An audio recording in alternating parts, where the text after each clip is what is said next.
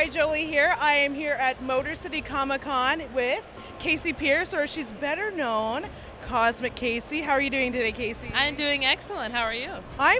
Well, it's hot. I usually see you on the other side of the table. I was going to say, I feel like I'm looking in a mirror right now, though. This is really weird. I am pushing a horror anthology. It is a novella, paperback, 5 short stories of the insane, cultist, and paranormal.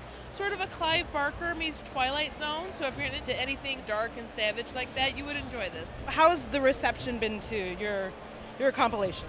Very, very good. I've been very blessed. Amazon has been kind to me. Social media has been kind to me. I get a lot of feedback, too, about the depth of some of these stories and where they hit home, because I try to focus on the human condition. This isn't your slashers or your typical, ghost stories.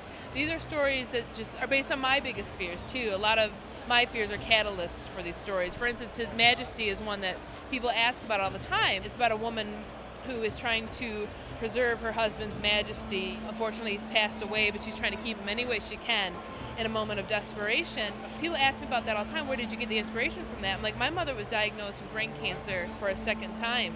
And I remember thinking to myself, she can't just leave me here.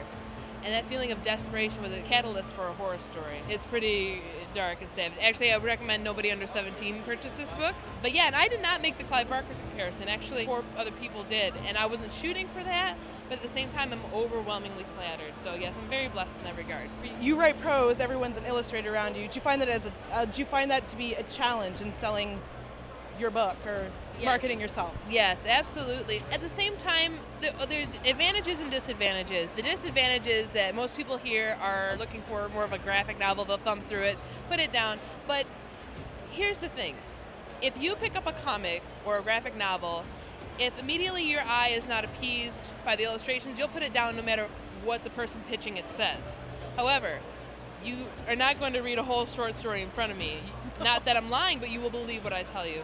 So it's up to me to make the perfect pitch, not make it all about myself, ask what they like to read, and be honest.